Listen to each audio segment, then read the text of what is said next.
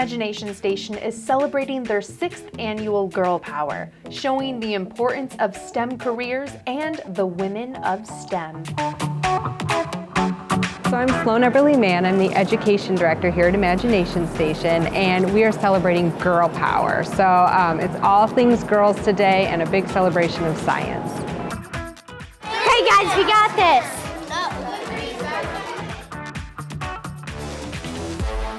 Do you guys like science?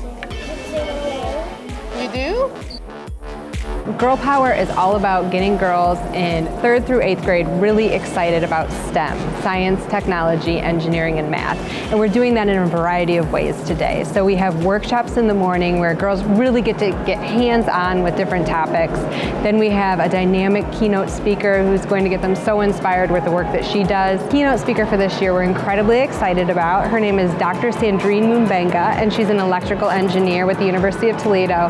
She is a dynamic speaker. She is incredibly engaging, and her story of what brought her into electrical engineering is really inspirational. We know with young women, having that emotional connection to the work that they do is so critically important, and Dr. Mumbenga really makes a compelling argument for how the sciences can be incredibly impactful, not just in your own personal life, but have the ability to impact those around you and whole communities. Last year, actually, it was in 2019, I attended Girl Power, and it was fantastic. I was leading a workshop. It was a robotics workshop where I was teaching the girls how to build robots, how to program them, and then how to teach them. And because I would like as many people to be interested in STEM, I had some volunteers. Some of my students were volunteering, and my daughter also. So we were having fun, you know, with the kids. We ended up having about 45 girls. And this year, then I was contacted to be the keynote speaker, and it was fantastic. So I was really happy about that. So I'm originally from the Congo, the Democratic Republic of the Congo. So it's really at the heart of Africa. And I happened to be sick when I was 17. I was living in a town that is a small town. It was not the capital city, and it was a town that did not have running water nor electricity. So when I was 17, I got very sick. I had to go under surgery and as an emergency, but unfortunately there was no current. I didn't know if I was going to live. I was about to die. After that experience when I was 17, I was fortunate enough to come to the University of Toledo, degree in electrical engineering. So that's why I became an electrical engineer. I'm hoping that girls who like to solve problems will choose a STEM career. The STEM fields are for the people who like to solve problems, find solutions, make the world a better place. So if you like to make the world a better place, then you need to be in STEM. This is the field to be, the field of the future. STEM stands for science, technology, engineering, and math, and we use it every day in almost everything we do. So yes, young girls who like to solve problems should join the STEM field.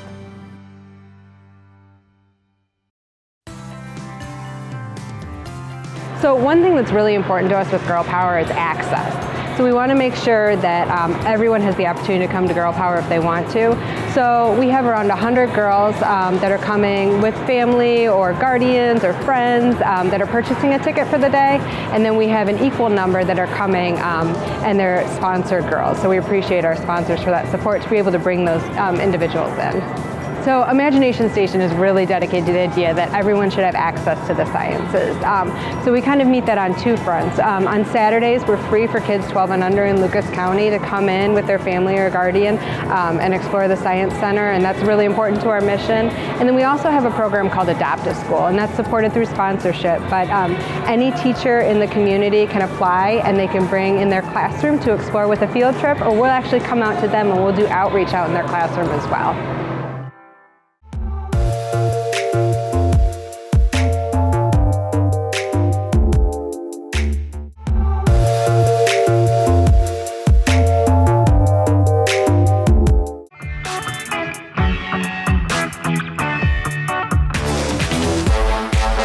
STEM is for all kinds of people, girls, boys, and everyone. My mom's a pediatrician, so I like to talk to her about science stuff. And so, and I like doing experiments and stuff. I think that's really cool. I think that now, in the year that we're in, like how many women are doing different kinds of jobs, it's very nice to see. So Girl Power is all about getting girls in 3rd through 8th grade really excited about STEM, science, technology, engineering, and math. And we're doing that in a variety of ways today. So we have workshops in the morning where girls really get to get hands-on with different topics.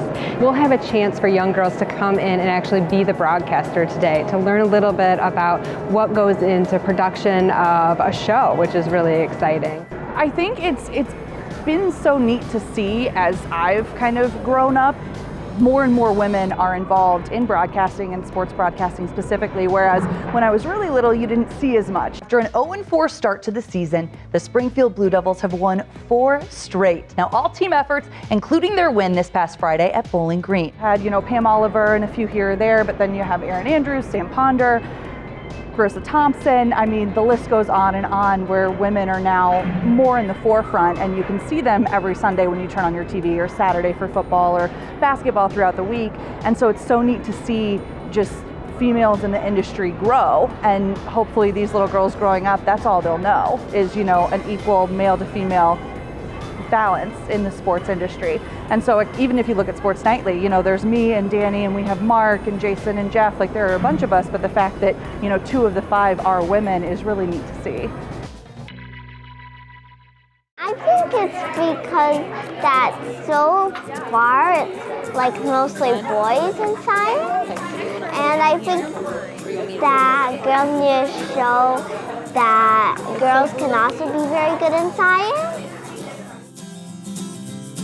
We are with the University of Toledo College of Pharmacy and Pharmaceutical Sciences, and we are from the Cosmetic Science and Formulation Design major. And we're doing 4 sessions here today. In the workshop, we have 4 stations, and the girls have the chance to make a lip scrub, a lip mask, a hand sanitizer gel, and a sparkly perfume. It's a vitamin, it's just gonna make it last long, okay? There you go.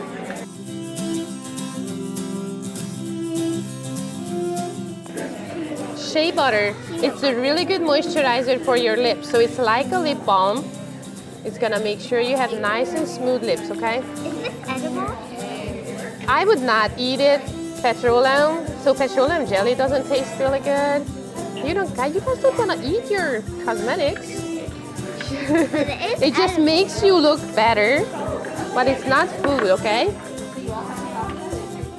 So I think it's important to show young girls that there is a room for them in science, whatever scientific field they would like to choose. And I'm lucky enough that I have 7 of my students with me here today, all girls, who can show that there is room in science. There are many scientific paths that girls can take. So I think it's just important for them to see that there are so many options out there that they can do in science and engineering and math. Our workshop is called Design, Durability, and Dollars, and it's really teaching the girls to think about how all the components of construction come together. Not only do you need to design something stable, it needs to be stable, and then also how much money is it costing in order to make that structure happen. Hi, I'm Karen Carl, and I am the pre-construction manager here at Lathrop. So pre-construction is everything that happens before all the construction happens out on the job site. So a lot of our work is involved with budgeting, working with the architects, working with the owners, and really helping plan the job and set it up for success once the managers and superintendents get started. So I come from a family of engineers. Getting into high school, I took a fair amount of drafting and pre-engineering classes. I guess from there, went into civil engineering, started co-oping, which are the internships here at Lathrop, and really never left.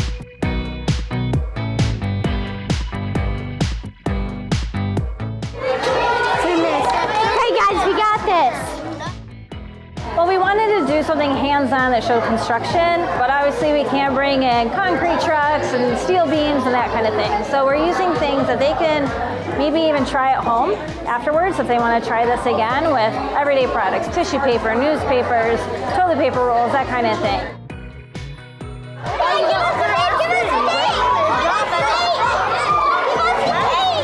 It got a little hectic sometimes because everyone was freaking out as the time started ticking away.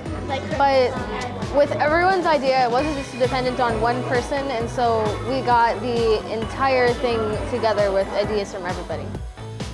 Well, it's definitely a group project, so there's a lot of that teamwork and listening to everybody's ideas, not being so closed-minded, and being able to think maybe outside of what maybe your normal path would be. It's also very hands-on. It's got a time limit too, so there's a little bit of that crunch time and pressure that's added for a little competitive fun. We had the 4 columns around here, and we stuffed them with the tissue paper and the newspaper to make them stronger.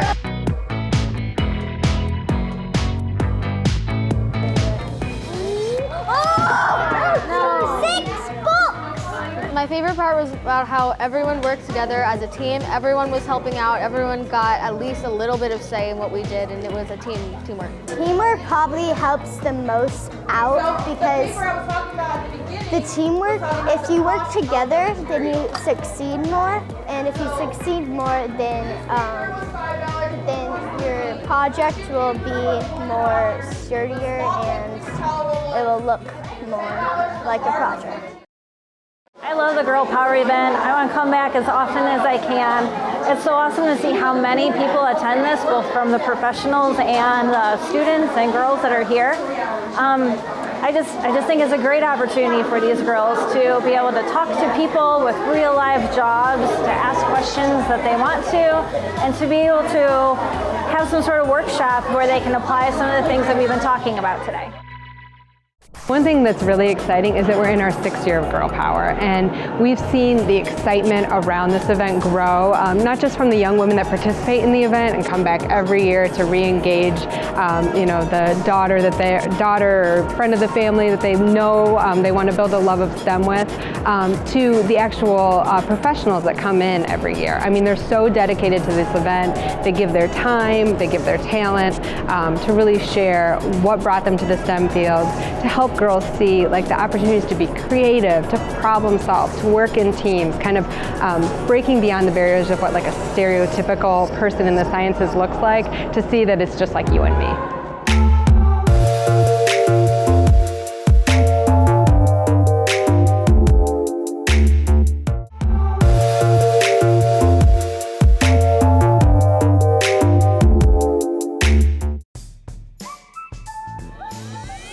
An event like Girl Power really aligns nicely with Imagination Station's mission because it's so critical for us to get young people engaged in the sciences, and we know that generally speaking, women are less represented than men in the sciences, and that's particularly true in computer sciences.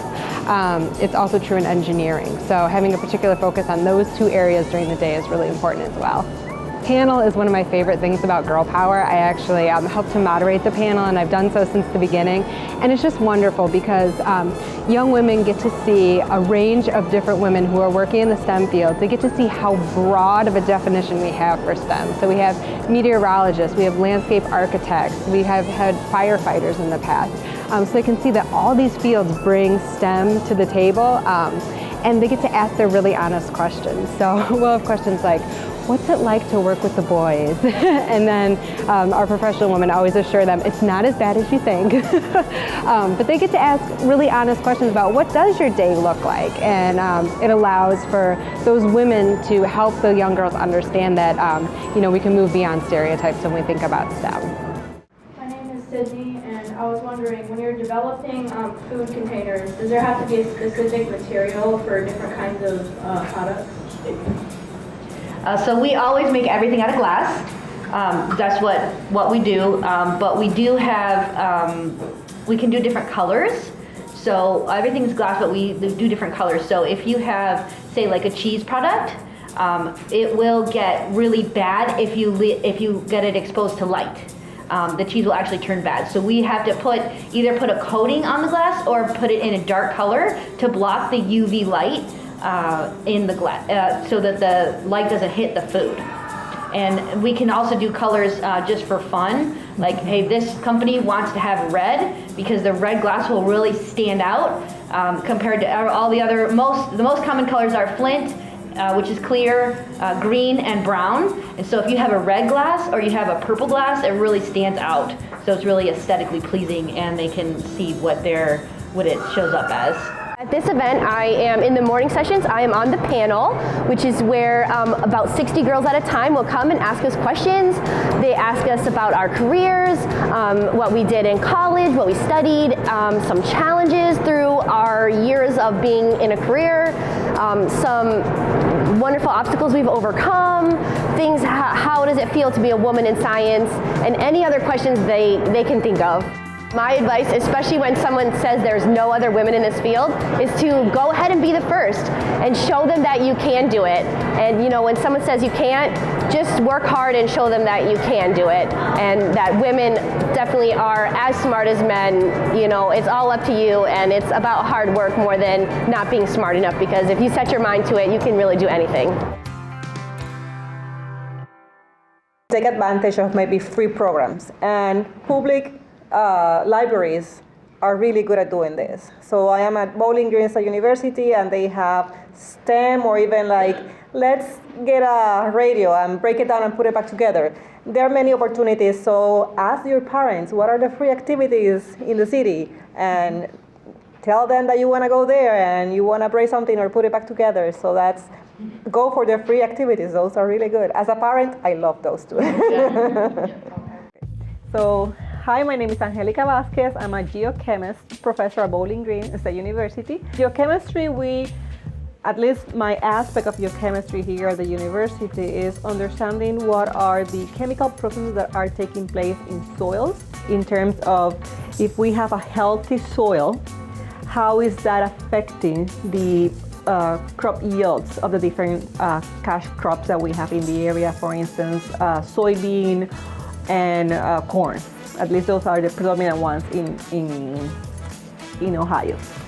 It's awesome because I'm also a mother of a daughter. She's 8 years old, and she has, like, her brain is both. It's artistic and also she's scientific.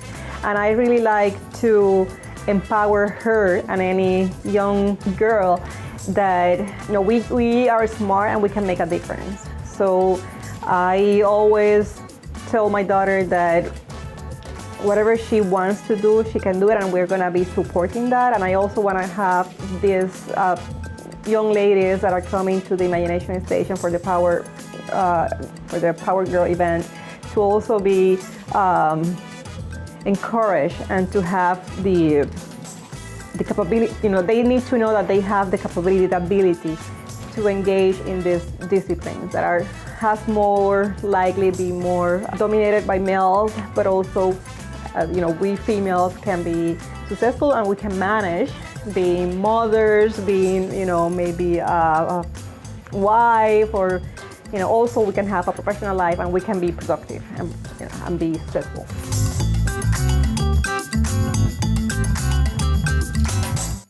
Things that's really exciting with our panel is we want to see a representation. So when the young women come in and get to ask these questions of the women, they see themselves.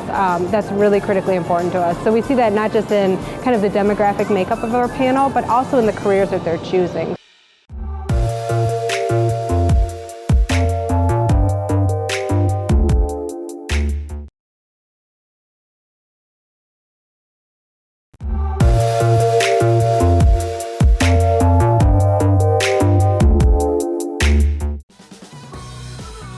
Girl Power is all about getting girls in 3rd through 8th grade really excited about STEM, science, technology, engineering, and math. The STEM fields are for the people who like to solve problems, find solutions, make the world a better place.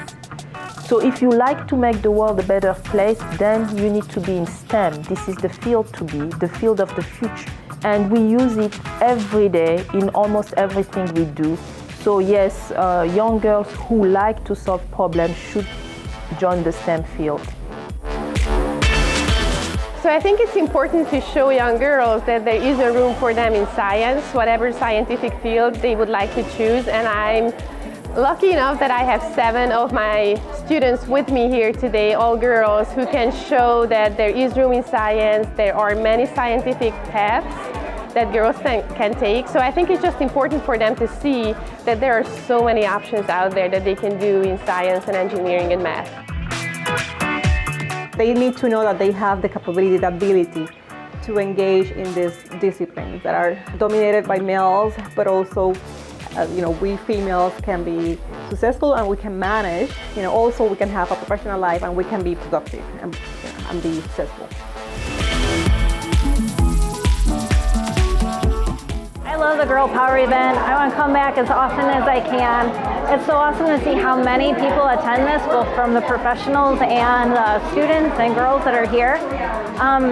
I just think it's a great opportunity for these girls to be able to talk to people with real life jobs, to ask questions that they want to, and to be able to have some sort of workshop where they can apply some of the things that we've been talking about today.